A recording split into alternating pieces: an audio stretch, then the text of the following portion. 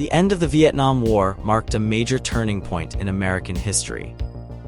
As the U.S. military shifted to an all-volunteer force in 1973, a new rule came into play. Males between 18 and 25 had to register for potential service. This rule recently expanded to include females, continuing the tradition of requiring young people to consider military service as part of their lives. This shift in military policy echoes back to the days when Elvis Presley was at the height of his fame, a time when the world was vastly different but still connected in ways we can see today. In the late 1950s and early 1960s, Elvis was more than just a singer, he was a cultural phenomenon. As he filmed King Creole in 1958, the world was still deeply divided by the Cold War, a period of intense tension between the West and the Soviet Union. Little did anyone know then that the actions of one man, Mikhail Gorbachev, would soon shake the foundations of the Soviet Union, leading to its breakup and the introduction of democracies. Russia, now under the leadership of Vladimir Putin, has taken on a new role on the world stage. Interestingly, Putin's love for Western culture, he's a fan of ABBA, shows how interconnected our world has become. Even in the heart of Liverpool, where the Beatles once reigned kings, you can see this blending of East and West. Fans from Russia and other former communist countries flock to celebrate their shared love of music, particularly the Beatles. It's a reminder that culture can bridge even the widest of divides. Elvis himself contributed to this cultural exchange, bringing American rock and roll to a global audience and influencing musicians everywhere. Elvis's journey from a young man with a dream to a cultural icon is a testament to the power of music to unite people. In 1958, while he was filming King Creole, the world was still largely segregated, but Elvis's music crossed racial boundaries, much like the future Beatles would do. The film itself was a reflection of this changing era, blending elements of film noir with the vibrant energy of New Orleans.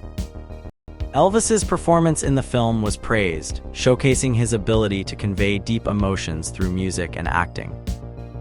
The music from King Creole is a fascinating mix of styles. Songs like Trouble and Hard-Headed Woman showcased Elvis's versatility, blending rock and roll with country and blues influences.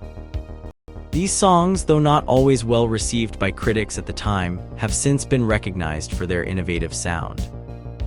Paul McCartney, for instance, criticized the trombone in Hard-Headed Woman, but this critique overlooks the song's broader impact and Elvis's willingness to experiment. The story of Elvis's career is also intertwined with the cultural shifts of the time. His influence extended beyond music to fashion, film, and even politics. In a strange twist, his song Hard-Headed Woman was nearly banned by the BBC due to its perceived disrespect toward biblical tales. Yet this very song, along with others, helped shape the sound of a generation. As we look back, it's clear that the connections between the past and present are more than just historical footnotes. They are threads that weave together the fabric of our global culture. From the Cold War to the modern-day cyber threats, the world has changed dramatically, but the power of music and culture to bring people together remains as strong as ever.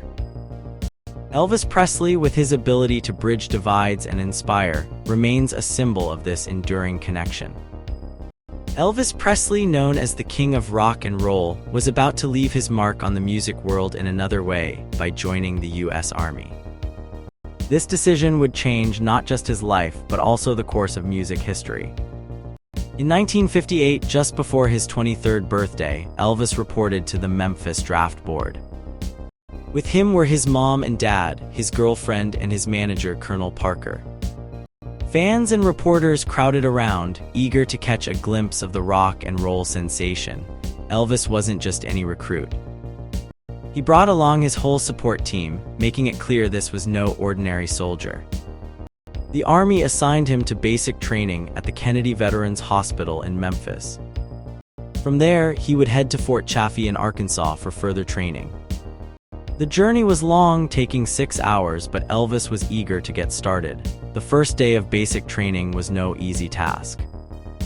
Elvis and his fellow recruits faced a battery of tests and a strict schedule. They had to wake up early for roll call, followed by hours of testing and a haircut, though Elvis managed to keep his style intact. One soldier joked, "Where's your teddy bear?" referencing Elvis's nickname for his microphone stand, but Elvis was focused on proving himself. Elvis was assigned to drive tanks, a role that thrilled him. It was a symbol of freedom and power, much like his music. A barber at the base, James Peterson, even gave Elvis a haircut, saying, "You're still a star." Despite the chaos and challenges, Elvis remained optimistic. He told a press conference that rock and roll wouldn't die while he was away. If it did, he promised to sing ballads instead. Basic training was tough. Elvis had to march for miles in the Texas sun, carrying an 85-pound pack. The heat was intense, and the recruits were kept moving without much rest. But Elvis pushed through, showing the same determination he had on stage.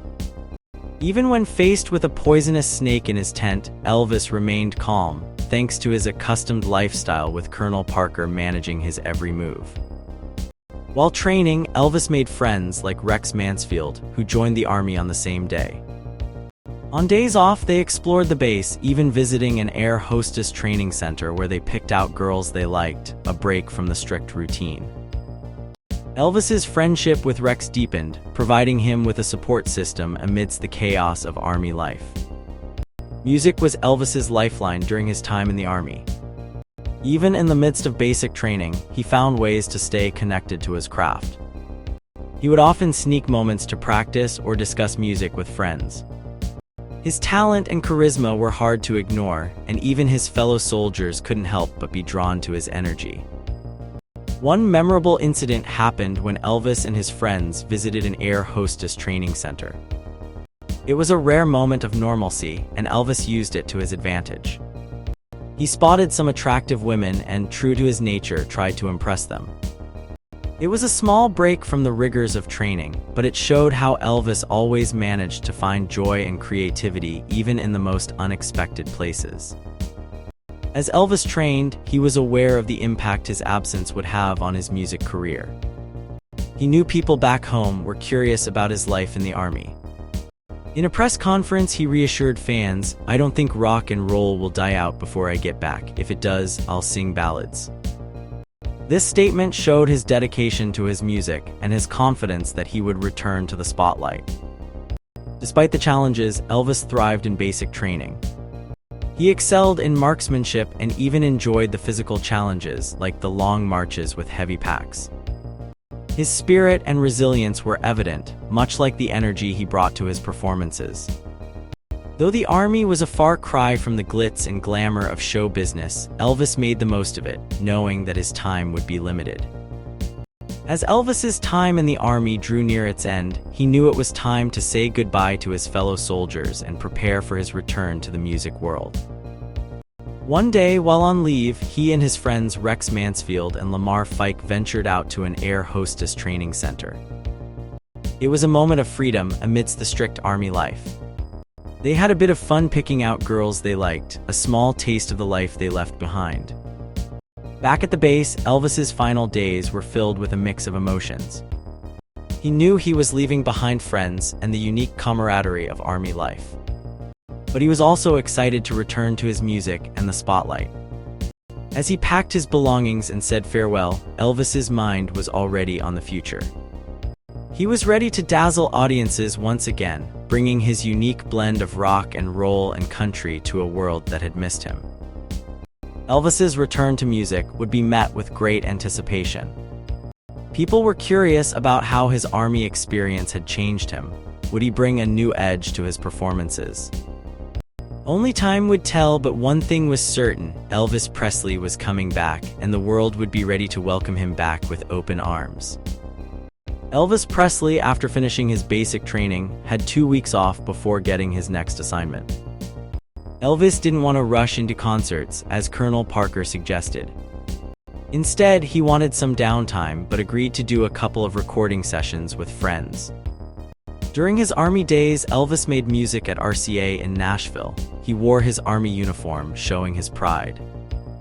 The music team included great musicians like Hank Garland and Chet Atkins on guitars, Bob Moore on bass, Floyd Kramer on piano, and the legendary Buddy Harman and DJ Fontana on drums.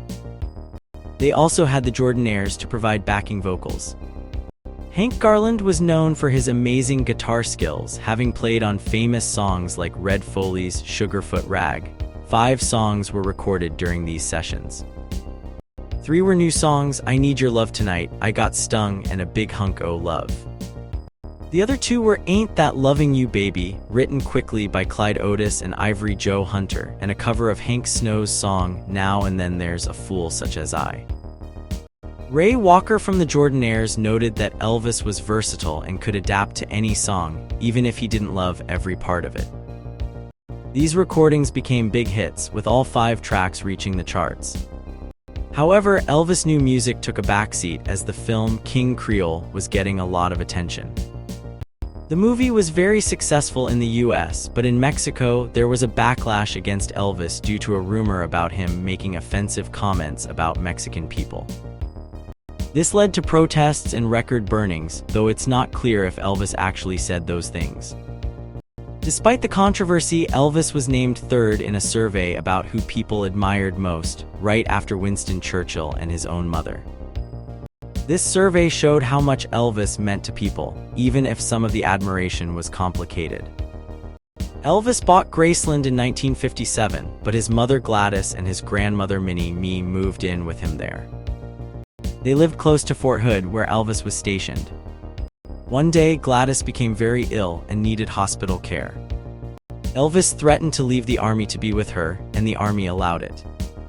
He spent 36 hours at her bedside, but tragedy struck when Gladys passed away at just 46 years old. Elvis was devastated and even blamed his father for not being there. After his mother's death, Colonel Parker took charge and organized a big funeral, turning it into a spectacle. Elvis was heartbroken and threw himself at his mother's coffin, torn between grief and confusion. This was a tough time for Elvis, but he had to quickly return to his duties. Elvis was sent to West Germany as part of a NATO exercise during the Cold War. Even though there was tension, nobody thought a real war would break out. Elvis brought his family, including his father and grandmother, along with friends from Memphis. Notably, he didn't bring his girlfriend at the time or Colonel Parker, who stayed in America. On the ship to Germany, Elvis was interviewed and showed his humor, saying his ideal girl was just female. He also sang with his friends on the ship, building lifelong bonds. They arrived in Bremerhaven, Germany, and settled into barracks built by Hitler. Elvis had a relaxed schedule, sometimes sneaking out for lunch or driving a Jeep for his unit. However, the fame was hard to escape. Elvis wanted to avoid the constant attention and moved to a different hotel with his entourage. They even found a rental place but had to move again due to noise complaints. Elvis brought his mother's nightgown with him, though it's unclear what he did with it. Elvis' time in Germany was meant to be 17 months, but his unique situation made things challenging. He even got a special job driving a reconnaissance jeep, leading convoys. Despite the perks, Elvis didn't enjoy the constant spotlight, especially when local officials got more attention than him. He and his team found a better place to stay, but the experience was far from easy. Through it all, Elvis remained a beloved figure, even amidst controversies and challenges. His music and charisma continued to captivate people, even as he navigated the complexities of army life and fame.